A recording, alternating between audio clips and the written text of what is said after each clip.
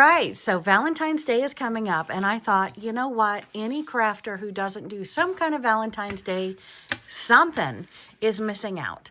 So I've just made or cut out from paper these different hearts, and I've gotten out a stack of scraps with some whole cloth of the red and pink fabrics. So I thought maybe we'd make some hearts today, and I think you tell me, but I'm thinking table runner. All right, let's play.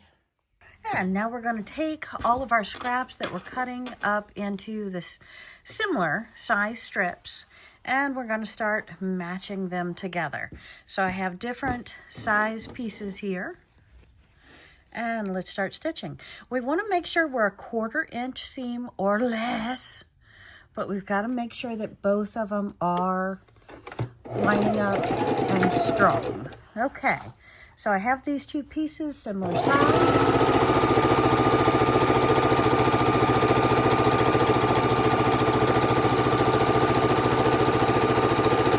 And we start sewing them together. I believe that's two pieces, yes. Okay, because we're going to use all of our scraps for making our hearts, and then I thought we would whip up a quick table runner and do a raw edge applique with our hearts onto the table runner. A perfect thing we can get out for anniversaries, Valentine's Days, birthdays, anytime you want a little extra love on your table.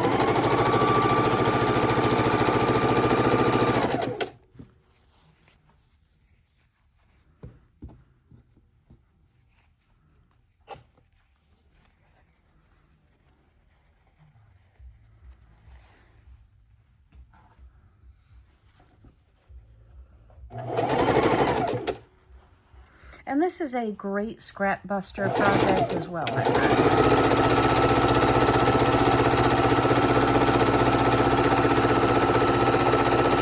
So if you have any pink or red scraps laying around the house, this is an excellent way to use them up and make them beautiful.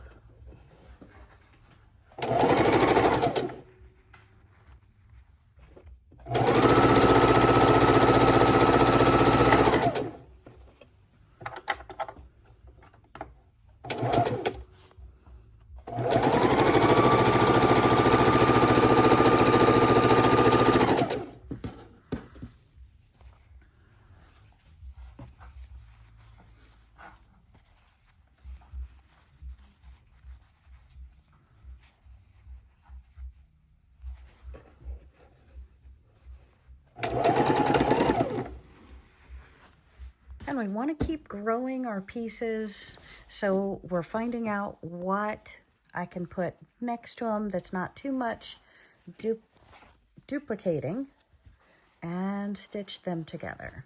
So we take them over to the ironing board, we press them, and then we come back to the sewing machine. And it's kind of fun seeing what kind of designs you can put with which piece and not get two pieces within a couple pieces of each other.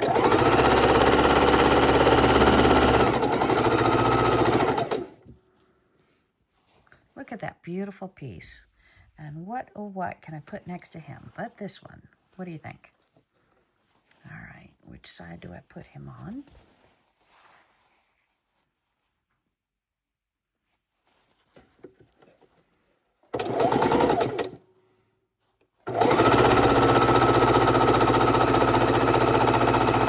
And hold it all the way to the end so it doesn't slide one direction or the other.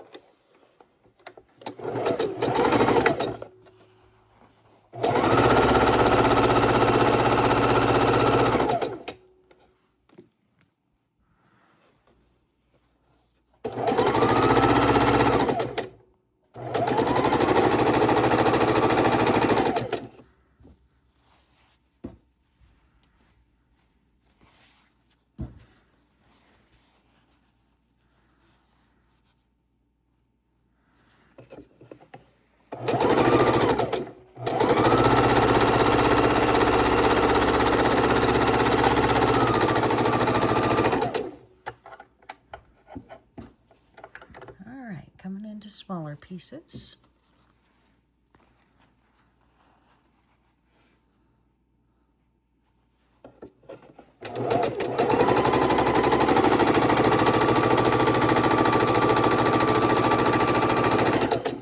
Even the smallest pieces can be the point. So don't throw anything out, don't rule anything out. We can still keep on adding.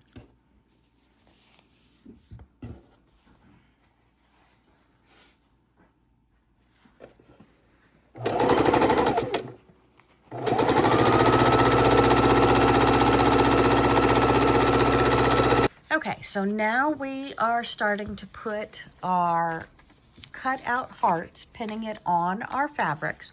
So we've got lots of fabric here that we are making into our hearts. The next step is to pin them on. And we have decided, we think right now, we haven't laid it out, but we think 4 of these hearts per, for our table runner. So we're just trying to make sure they fit on with saving as much scraps as we can for our next Scrappy project.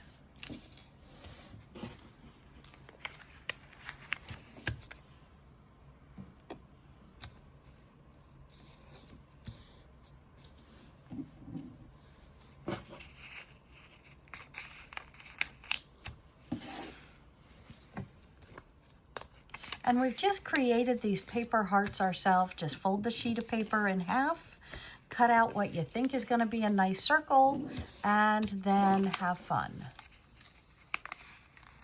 All right, so maybe we want a heart, not a circle. And I think we're going to go ahead and cut it out before we do the double-sided adhesive on the back. So I am just trimming these out. I'm using my paper scissors. I should not be. I should be using my sharp, beautiful fabric scissors.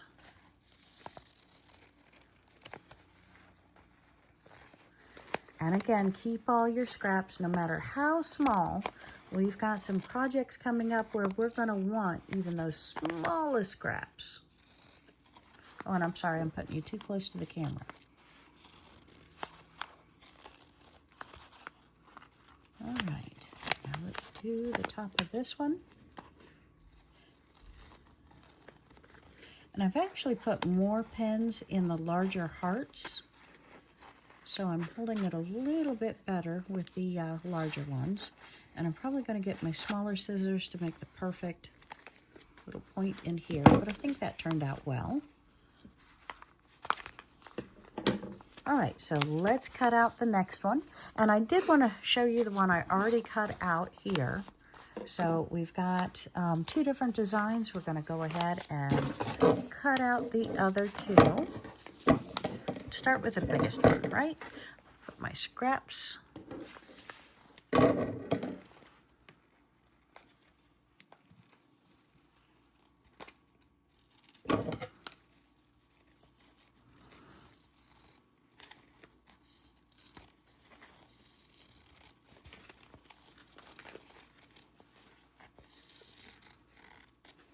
It's always good to have extra pair of scissors. I have, in this room alone, I have several of the fancy scissors, but I also have the 2 fabric scissors and the 2 paper scissors. Now, if I mess this up, I'm going to have to start over from the get-go. And fabric is very, very fluid. So you want to take your time cutting out your heart. Before we start our next step, I'm going to go ahead and pull the pins out of these. And we'll set the hearts aside. And we may end up cutting up the rest of the pieces into hearts. But what do you think of that one? And paper removed, we have our hearts ready for our sticky back. So what do you think so far? I'm excited, but I'm a little intimidated about the table runner, but not to be. I'm going to show you how to make a beautiful, super, super fast table runner. We're going to pop these on it and be done lickety-split. For the raw edge applique, I have my sticky sheet, and that will help protect my iron and my ironing board. and we're using Pellin 805 Wonder Under. It's a double-sided transfer web to make our hearts onto our table runner. And we're laying our hearts out on the bumpy side up. So the back of the fabric goes on the bumpy side of the 805 Pellin. And we're using our Tefal iron. And I've turned off the steam, but we still have it on the hottest cotton setting to do our hearts. And we're laying these out. And then we're going to put our protector on top before we press. All right, so use the instructions that come on your double-sided adhesive or your Pellin. We are using the instructions on our 805 Wonder Under by Pellin. And we're just setting it on for 5 to 10 seconds, counting, picking it up, moving it to a different place. So we're just straight up, straight down. We're sealing it onto that. Now, the sticky back can be adhering a little bit to our plastic that we're using, but it's going to pull right off. So don't be afraid of that. And I'm so excited. Are you ready to take a look? All right, so the big reveal, we have turned our paper right side up or upside down, and now we're just going to pull it off. Now that sticky should not come off on our paper, but you see right here, sometimes it does, and that's all right, because it's going to rub right off of our paper. Probably means you haven't let it cool off enough before you start peeling your paper. See, that's still warm. So we'll let it cool a couple more minutes, and then we'll continue to peel it off the rest to reveal. Then we're using our paper scissors to cut these out, and then we can adhere them to our table runner. Yeah, it's still too hot. So let me let it cool off a minute and we'll be back. So we've sewn our scraps. We have put them into strips, created hearts on paper, folded in half so they're level on both sides. Then we have put them on to the scraps, pinned them all the way around the edges, trimmed it out, and now we're putting it on double adhesive 805 Pellin, double-sided fusible, and we are using our sheet to cover them up so we can press them. Now, when I horribly put this on top of them, you want to make sure that they haven't moved underneath, so we're going to take a quick peek before we press. So I'm going to use my Tefal iron on the cotton setting. I have turned off my steam because you don't need steam on this project because we have this sheet that's on top of them that keeps them from getting the sticky all over the iron and ruining that, because we never want to mess up that beautiful iron with the sticky stuff. For our table runner, I'm thinking 16-inch by 36-inch for the inside, and then a 4-inch border on all sides. Okay, so I've gotten some buckram, or you can use fusible batting. Now you want to use your interfacing. I have actually used buckram, and I've pinned it around on my 36-inch by 16-inch top. Now we want to decide how our placement should look, and then we can raw edge applique them on. All right, so we have them laid out on the inside the way we want. Now I'm going to take a pair of scissors. I'm going to open these. These are paper scissors. Right in the back of my heart, I'm going to draw just a little tag cut, and I'm going to pull off the paper on all of these. Now that is leaving the double-sided adhesive on the fabric. And if yours is not working like that, it's possibly because it's not cold. It has to be cold. I let this sit overnight, so it is perfectly ready to go. We will be throwing this paper away. You can use it under your appliques, but I'm just going to be tossing it this time because we're using our buckram.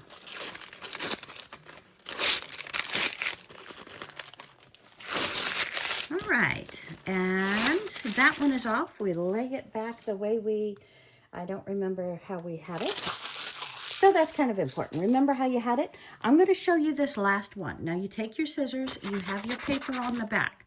We're going to just quickly slice it like that. No hard pressure, nothing. My fingers are on the other side. Then we're going to put our finger up and we're going to pull it off. If it stays rubbery on the other side and you only have paper here, it comes very smoothly, then you know you are doing it correctly. Once you have an edge, you can pull it all off. However, you do notice I am starting in the middle. I am not starting from the edge. If you start from the edge like that on one, you may pull it up from the edge of your fabric. So I always slit and tear it off, and that way you know you're good to go. All right. And we will meet you at the iron. Sorry.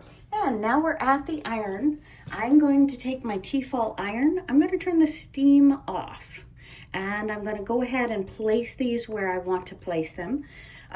Well, they're already placed pretty much where we had them on the other table. So now I'm going to lightly iron them. So steam off. I'm going to put them where they want to be. Now to permanently set these, I can leave the steam on. So if I want to make it a permanent fixture, I can turn the steam back on, but once you have the steam on them, you're never going to be able to pick up these pieces and move them again. So that is one thing to consider. If there's any possibility of you moving them, keep the steam off. I am going to sew around these pieces and then I'll be steaming it when I do my final press of the entire project. And you do want to let the hot cotton setting on the iron set on your pieces for 5 to 10 seconds, and that's going to glue them down to the fabric that you put them on so that they are semi-permanent. The steam eventually will make them permanent. Again, please, please, please use the instructions that you have for whichever medium you are using. I am using the Pellin, I think it's the 805 Wonder product. All right, and I think I have these pretty well stuck down. So now we're going to meet at the sewing machine and commence to commencing. We are going to do the raw edge applique. And my friends, I have to tell you, raw edge applique has been my favorite since I was my first couple of years sewing. We're at our sewing table and we want to set up our sewing machine with red or pink thread in it. So it's just good to have matching thread. Now, this is Scrappy. I do have a lot of different colors in this, so I'm okay with any color that's in it. I'm okay with variegated. I'm okay with putting bobbin thread in it that's going to run out. I'm putting them in a different color, a different color, a different color. This is supposed to be a Scrappy project. This is made fun and with love, and it's okay to be you. It's okay to be imperfect. All right, so let's get our machine turned on. We're going to turn our zigzag stitch on. Now, you do know that I use my heavy-duty Singer sewing machine. Everybody asked me for a model. I'm going to put the link in the description down below because, yeah, I don't really see a model on the Singer heavy duties, but you can know it's my machine usually by this dial and usually by this. This is 0 through 4, S1 and S2. We've got the blue and we've got the red. It's the Singer heavy duty machine. I can make lots of different stitches here. Lots of different stitches, but if I have it in the blue straight up, I'm getting the blue line. If I have it in the red, I'll be getting the red line. So you can see from this dial, it's very, very easy. Now, this is a zigzag stitch and I want a satin stitch. What is a satin stitch? My friends, a satin stitch is when you turn the length of your machine down really low. So I'm going to show you, you can't do that technically with this machine, but we're going to go over it twice with the zigzag. It's going to look absolutely beautiful. So yes, yes, yes, you can use this machine, or better yet, use a fancy stitch. You choose your stitch. You don't have to have a fancy stitch. And one of them that I use very regularly is in the blue right here. This beautiful crosshatch stitch. And in the red, it's like bird feet walking. I really love those two stitches. But I'm going to start out with the zigzag stitch and let's play. We're going to pull the first heart here up and under the machine. And we're going to take this other side and just roll it up. So I'm going to roll this side up. Because we're just working with this one now. And I'm putting it under the machine. We're going to put the foot down to hold it there. And I would recommend, if you have the capability, use the needle down position. And we're just going to start on a 3 width and start going around our project. And like I said, I'll probably go around this twice. Depending upon how it looks, often I'll go around with a 3 and then I'll go around with a 4 or vice versa. If you're new at doing the zigzag stitch or new at doing the raw edge applique, you may want to dial it up to a 5 or a 6. No harm, no foul, looks beautiful.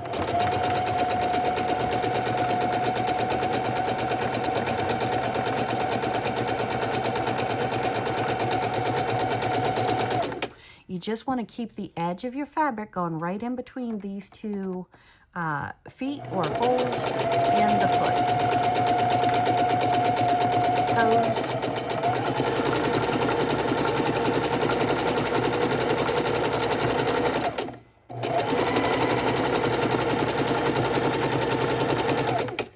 When you get to the end, what do? You put your needle on the outside.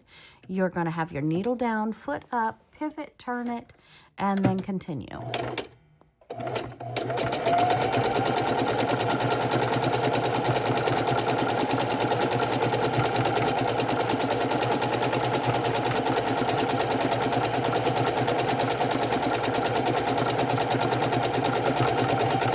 Maybe we'll do fancier stitches or different stitches on each of the others so you can see what that looks like as well.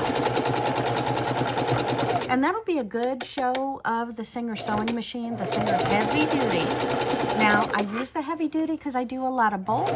I do a lot of speed. I'm faster than most people.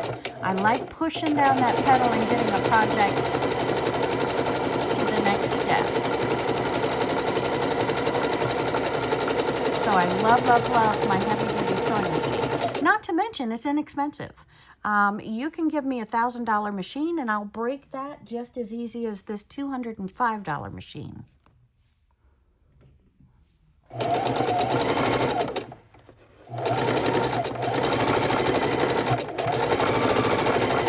Okay, we get to the inside point. We put our needle down, foot up, pivot, and put the foot back down.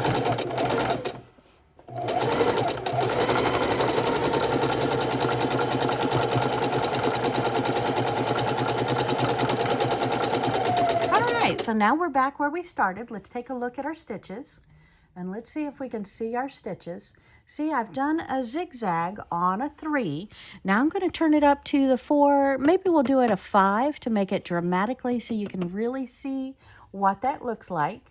Nah, let's go all out. I'm going 6. So y'all get to see the 6. And I'm just going to go around the whole machine one more time.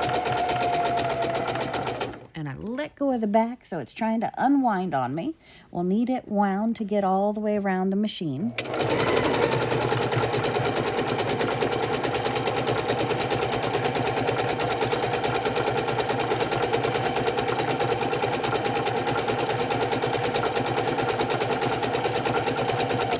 Enough on these edges. I don't want these pens anymore, so I'm going to take them out. I do have a piece of business card magnet on my table that when I don't have my pin cushion on top, I can just pop them on top of that. They stay put.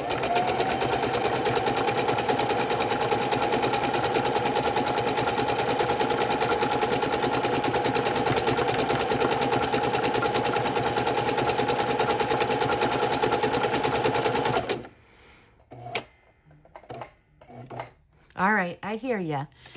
Somebody out there is screaming and shouting, why, Wendy, are you using buckram when you can use beautiful, softer interface? Well, this is a table runner. This stays flat all the time. It doesn't have to be comfy and cozy on my body. It needs to lay flat and look pretty on a table.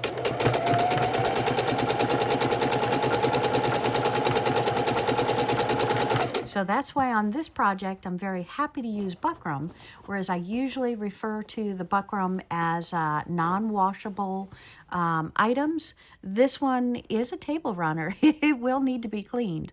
But my friends, you don't have to worry about it so much. The buckram is going to keep it flatter, and you'll have to press it less than maybe a different table runner.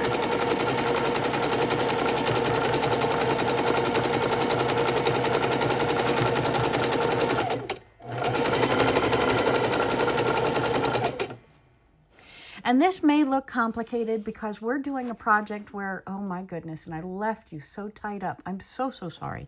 But this is a project where we are constantly moving it because we're looking at a round circle with points, meaning a heart.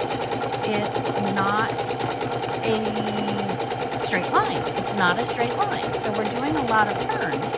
And to be able to do that, I am maneuvering the sewing machine a little bit more with my hands and pulling it instead of keeping it straight.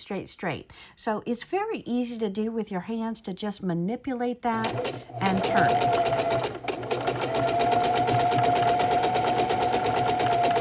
All right, right at the center, foot up, pivot, go back down.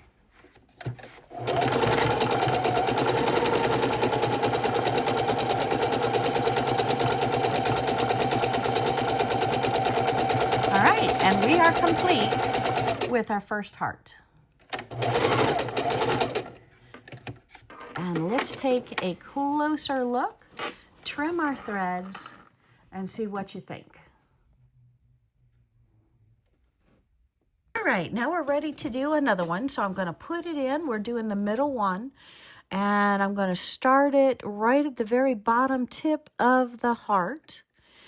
And we have the sewing machine still set on the width of the stitch being a 6 and on the double zigzag. So I'm going to go ahead and go around this one. This one's kind of a heart in the middle. We're skipping one heart here. We've already done one. We're skipping one. We'll do this one and then maybe the one on the other side, then do a different stitch. So let's have fun with this one, shall we?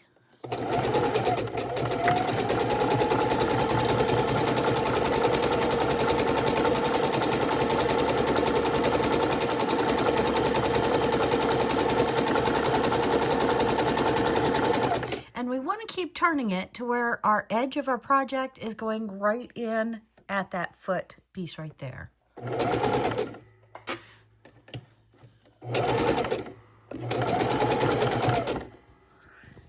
I'm going to roll up each side as we come to it to go under the machine.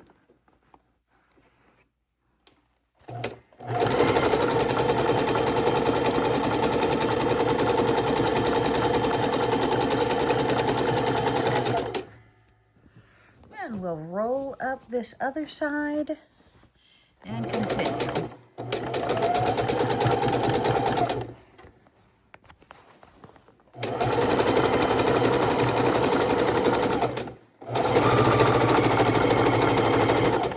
And we'll come to the point of the heart, stop in the center, needle down, foot up, pivot, and we'll come back out of the indent of the heart.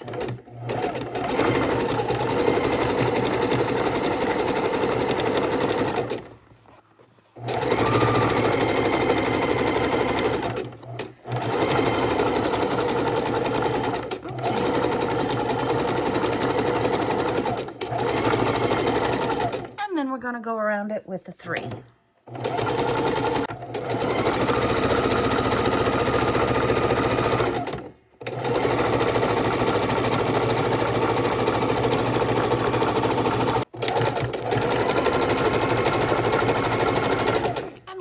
on the heart on the furthest side. We've gone around with the 3, and now we're going around with the 6 in the double zigzag. So I have the machine set on, the heavy-duty Singer machine set on the S1 under the length tablet.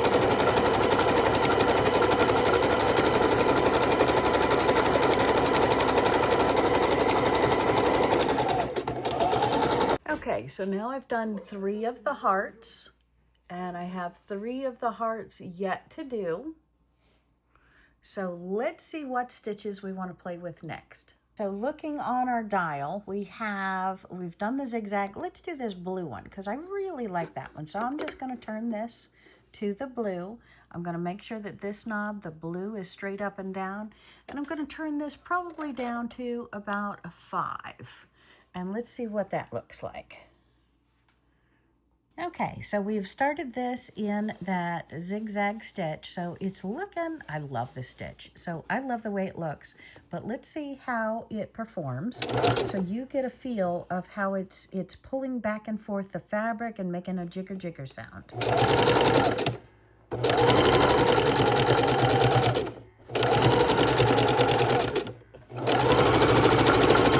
See how that sound, it kind of rockin' sound, rock, rock, rock, rock, rock. Like it's got something on the hook and it wants to pull it back and forth. Okay, so now we're getting down at the end. Gonna put our needle down and then foot up. We're gonna turn this around and go the other direction. So let me roll that up and show you how I do it.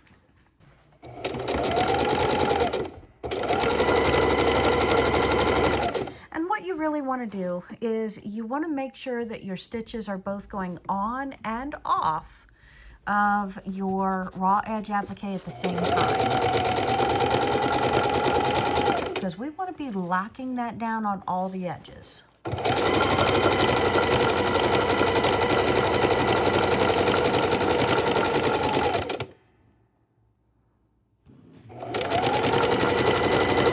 And by rolling it up, it's just easier to put it in and out of the neck and twirl it around.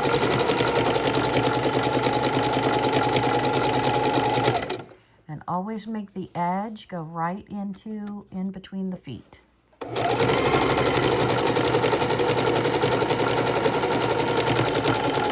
Okay, so now we've gone around once, back stitch to lock it in. And I think that's beautiful. I don't think I have to go around it again. I love that stitch. Okay, so we want to play with a different stitch or just leave it between those 2 stitches? So here are my options again. If we can see the knob. And you can do any stitch you want to around it. I just have a real love of that stitch. Let's see if we go back this way.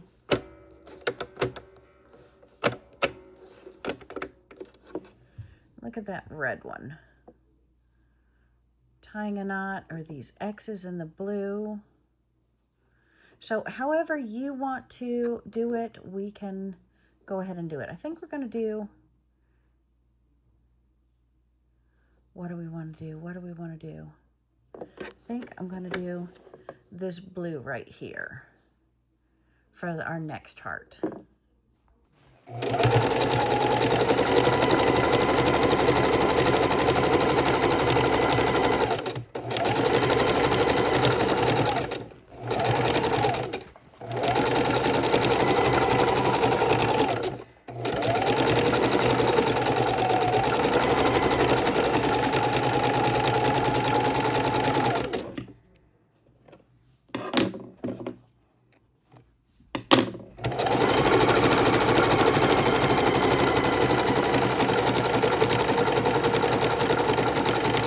Now, when you're doing these stitches, you want to be real careful. Don't pull and torque on the fabric too much, because we don't want to bend our needle. Doing the fancier stitches in the 5 or the 6, even the 4 width can really pull your needle one direction or another.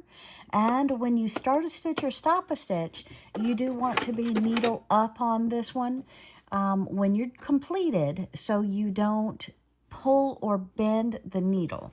So that's one thing you need to be careful about, conscious about when you're doing the raw edge applique with the different stitches.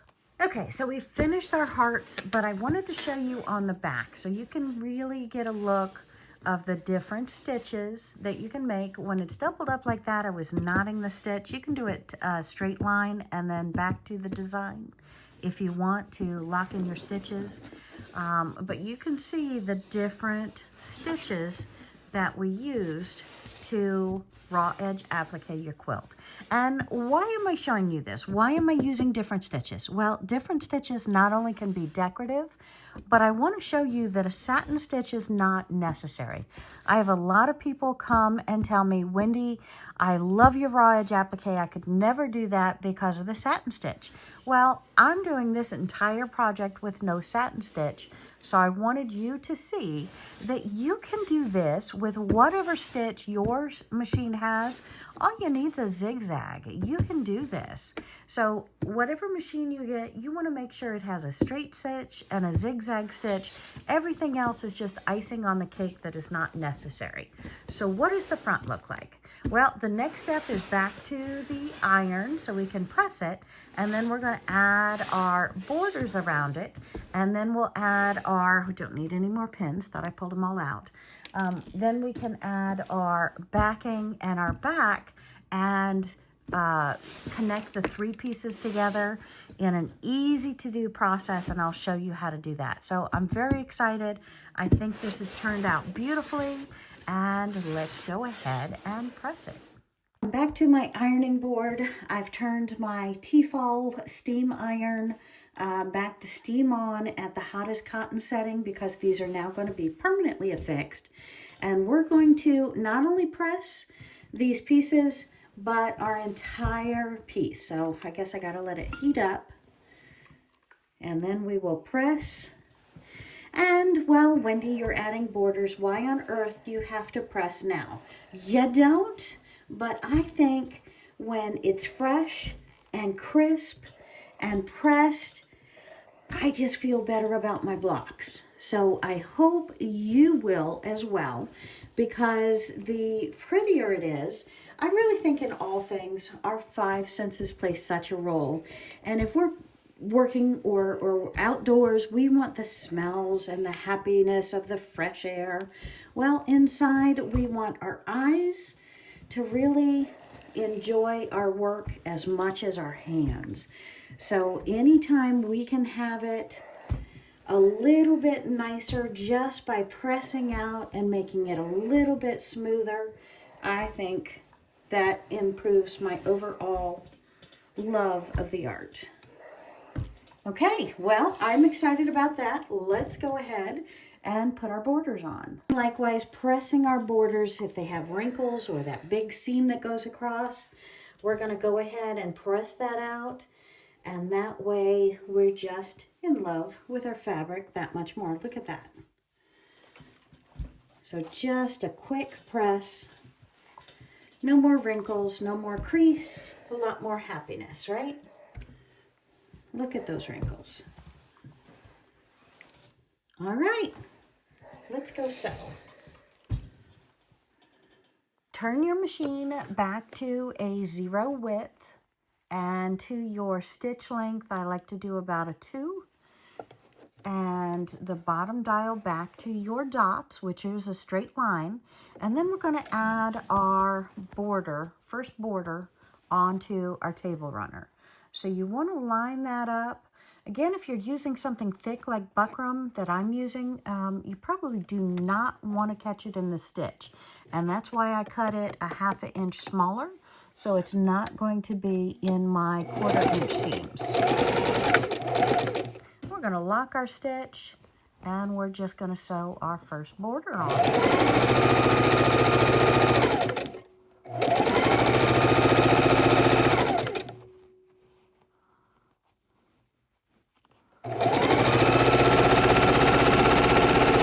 Make sure your fabrics are right sides together.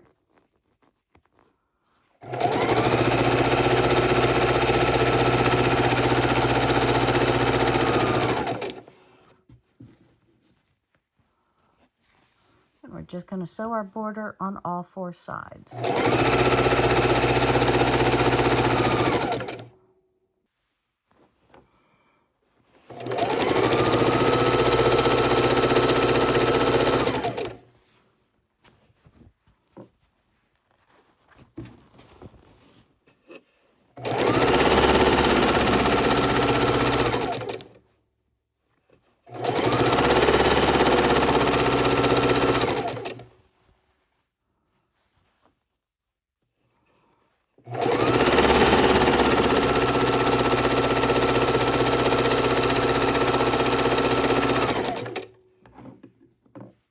And hold your threads when you start the row.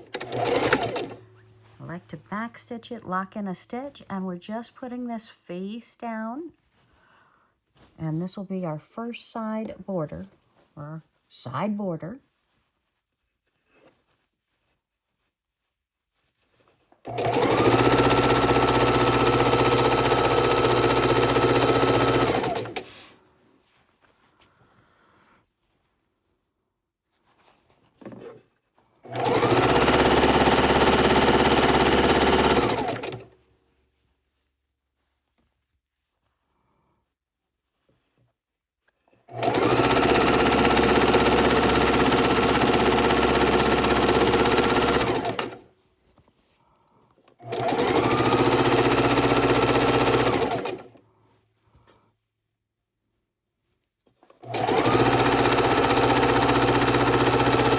And it is time to press again. So we're going to press our seams towards the outside. And we're just going to work this all the way around until we get all the seams pressed, which is very few. So excited. And now we need batting that is roughly 24 inches by 44 inches to finish our table runner. And after measuring, somehow I turned out to 22¼ inches by 43 inches. So you want to measure yours. It doesn't matter what the measurements are. Just make sure your edges are straight. And I've decided to use this beautiful pie fabric for the backing of my Valentine's Day table runner. So it can be used different times during the year as well. But it's red, it's beautiful, I'm loving it. So we're going to be using this. And to figure out my measurements, since cutting 22¼ by 43 inches are really, really big, I'm going to cut those numbers in half. So it's going to be 11 1/8. I'm going to add on a quarter or so of an inch. So I'm going to be cutting my pieces at 11½ folded over by, 20, we're going to raise it an inch. So we're going to say 22 inches. So we're going to cut at, let's cut it 11½ by 22. That way we make sure we have enough. So I have our beautiful Valentine's table runner set on top of cotton batting left over from doing a king size quilt. So I've cut it down. It's still too large for the piece, but that is a-okay. And now we're going to put our pie fabric face down on top of our Valentine's table runner. And it should be just a good ½ inch on all sides larger than our table runner. Now we're going to grab some of those pins. I'm going to use my 1 3/4 inch pins and lay them on top. Now this batting is used batting. It's not level. So that's why there's a lot down here and a little down here. Just make sure that you are fully incorporating your pie. So I made my backing larger than I made my top for the table runner. So I'm going to grab a hold of my table runner. I'm going to lift it up and put it back down. Now make sure that you're fully on your batting. And we're going to be sewing around the line on our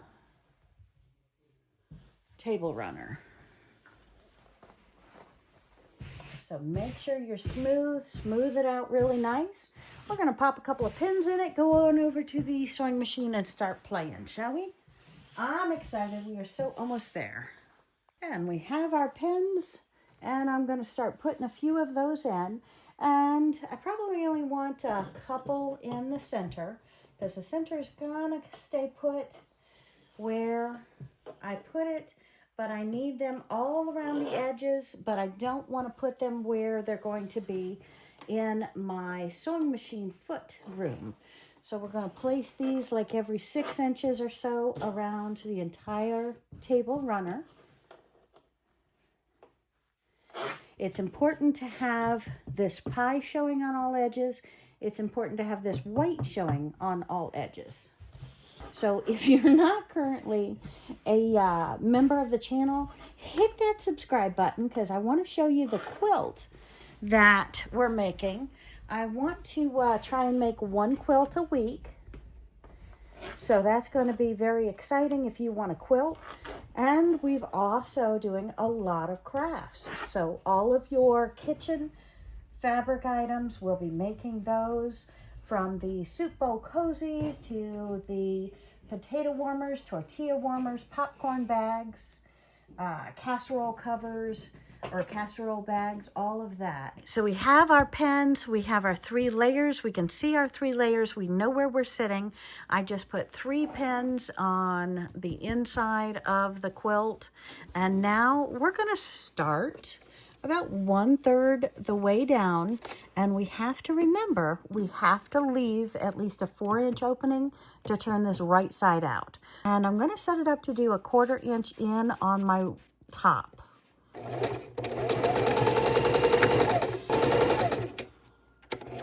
I just find it helpful that I don't have to worry about it pulling or tucking. I can see it. I'm happy. Doesn't matter. And we're having fun.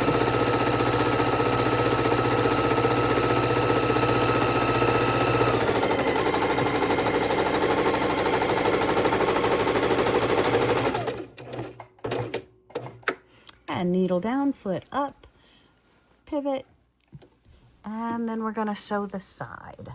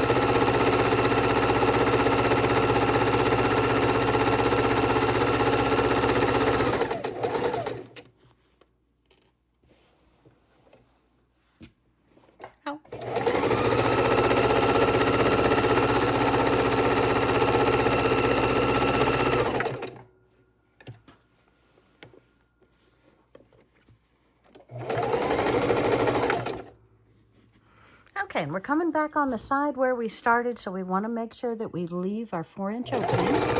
So we're going to be conscious of where we started.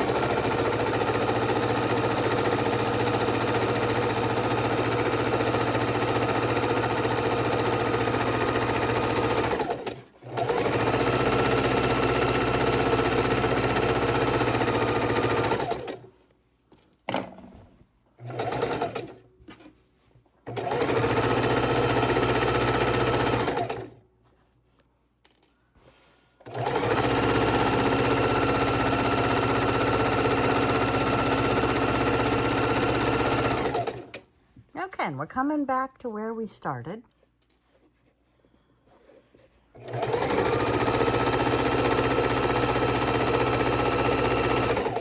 Can you see it here where we started? We want to leave at least a 4-inch opening.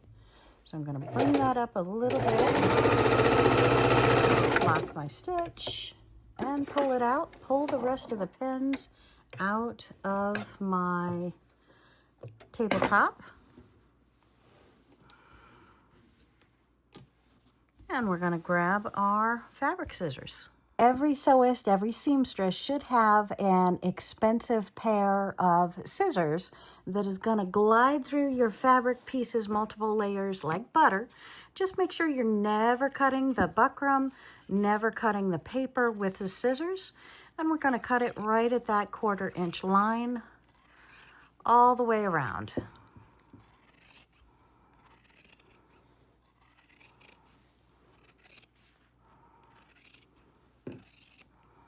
Once we've trimmed our table runner out, we want to take each of the corners and we just want to snip off the corner so there's no bulk, because I'm going to be turning these and making sure that I have a point coming out in those corners. So just go ahead and snip off each corner, making sure that you're not cutting into the fabric of the table runner. You don't want to cut through the stitches.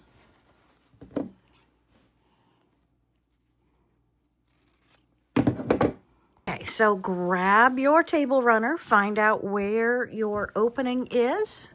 And my opening is right here. And I'm going to stick my hand in between the two right sides of fabric, not this one, but these two right here. And I'm going to put my arm all the way over to the furthest corner. Put my finger right where we dubbed off that end. Pull it inside and pull it all the way out. Now mine's going to be a little bit harder to turn than yours because I have the buckram in it. But just be gentle, keep pulling it out, turning things right side out, and then you'll have your entire table runner turned right side out.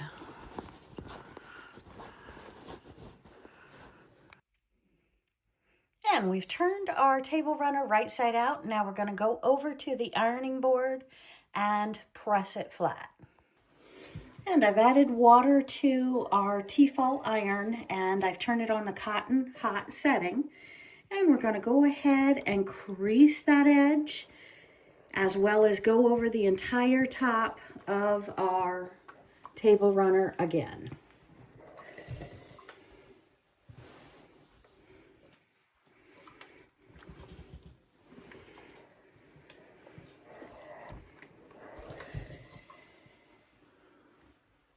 When we come to our edge for our opening, we're going to stick our fingers in it kind of like this.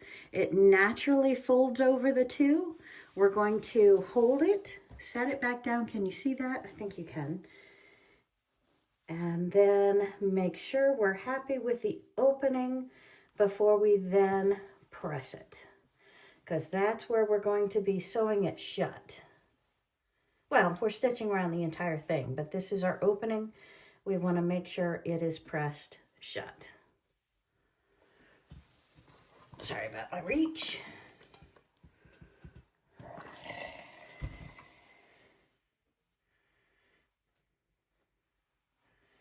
Of course, your batting doesn't want to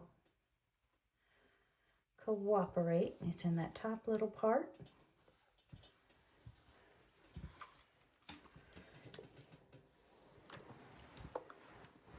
And now we have it folded over where it's happy. And if you have a problem like this, that it's not wanting to go, you can pinch it and pull it out, or use a pin. You can stick a pin right in the seam and pull that right out as well.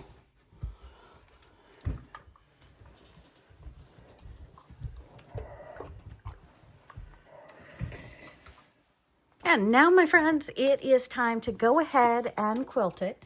Make sure you have plenty of bobbin thread and top thread in the machine that is the color you're comfortable with putting on the top. And we're going to do straight lines, and then maybe we could go across the lines in the heart. Maybe we could do opposite. Maybe we could just mimic the heart. What do you think? Lots of different options that we can do. So let's go ahead and start with the side and trim all your threads as you go. You're definitely going to see more because they just like popping up everywhere that you are. All right. And we're going to start a full foot in, a full foot, sewing machine foot in from the side. We're going to start near the corner, and we're going to go all the way around just making lines with our straight stitch. So make sure you have it on a straight stitch. We want to keep about the same space on the side of the foot as we go.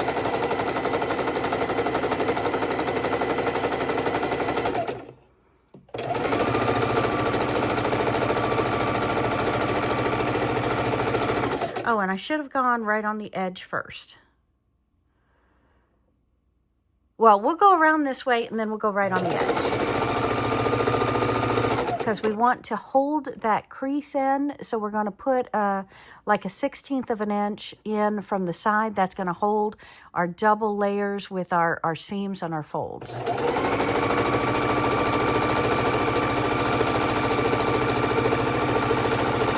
Should show you this. When we get to the end where we want, we're going to needle down, foot up, pivot, and go around this side. And go around all 4 sides the same. Then we'll do the very edge. I'll show you that.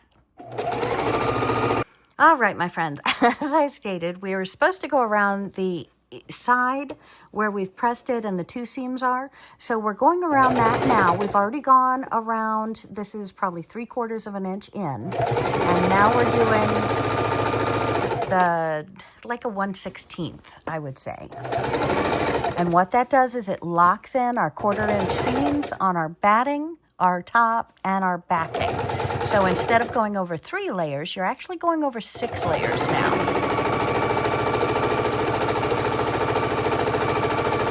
And working on the Singer heavy duty sewing machine, this is probably the lightest of the heavy work, because we like to play a lot with cording. We like to play a lot with leather. It's really just great using the Singer heavy duty sewing machine.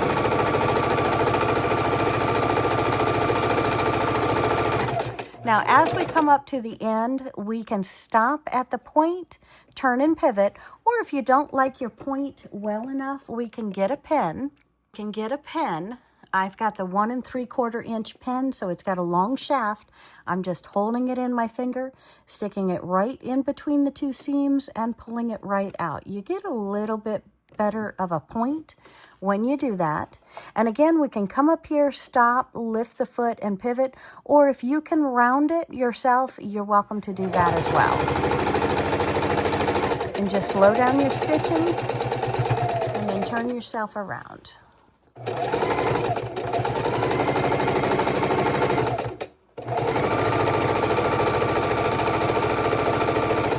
Now, I wish you could see this a little bit better. I don't know that you're going to be able to, but when I'm looking in here, can you see my pen? I'm looking in here at my needle, and then look, I've got the hollowness going down to the sewing machine right beside it. So that's my, what I call, I don't know what it is, but 1/16 of an inch, because I'm just going around that side. I'm locking in this one, and the batting, all 6 layers, but doing it right at the very edge.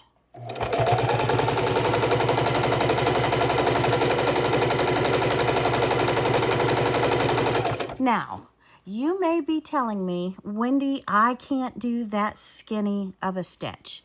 And I will be telling you that yes, you can.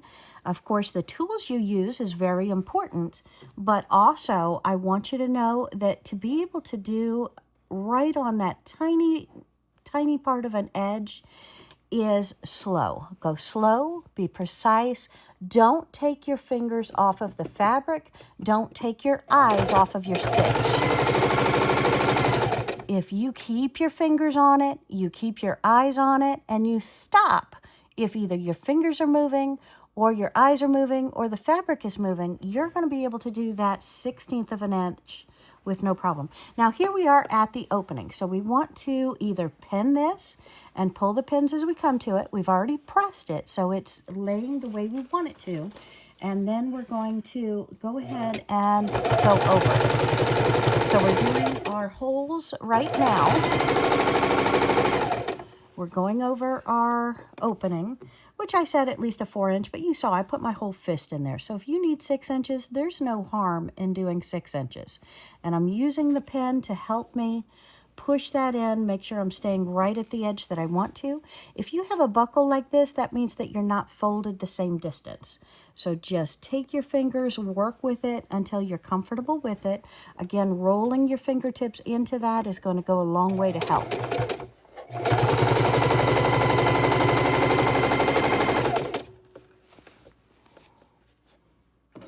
And use your stiletto or pen. Make sure all the pieces are staying where they're supposed to be staying.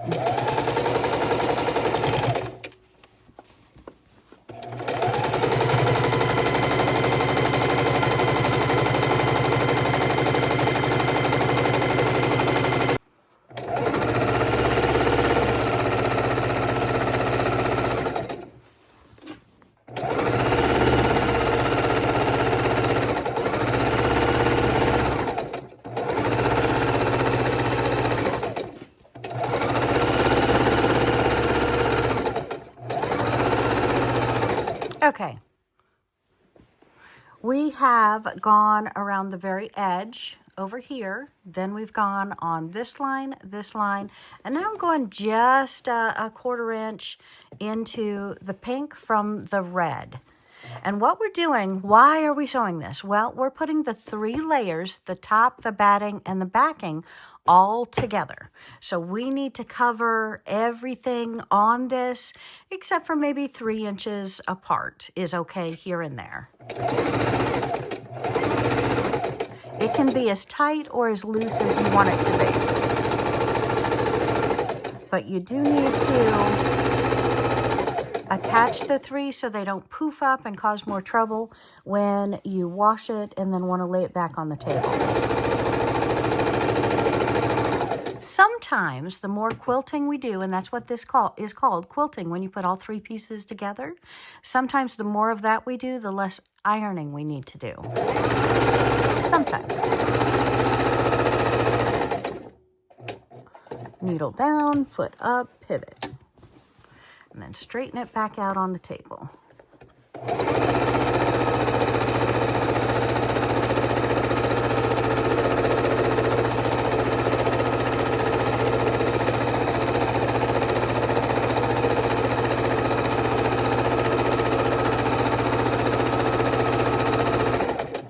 Needle down, foot up, pivot, straighten it out on the table. Now I'm going to start circling my hearts. So we're going around the outside of this large one on the side, and we're just going to keep this point right outside of my stitching on the hearts.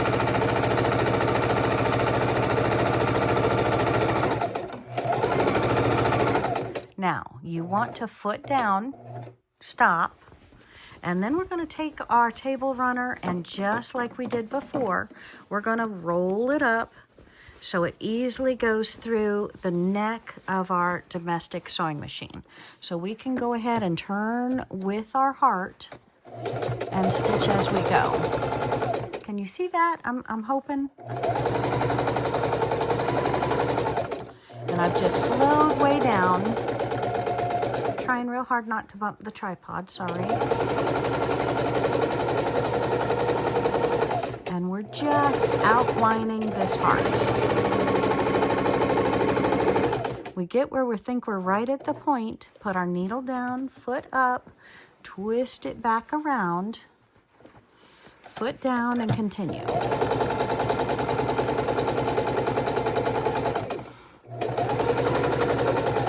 We're going to do the same thing around all of our hearts and inside of our hearts. So coming back around where my needle is, or my thread started, back stitch, and pull it up and trim our threads.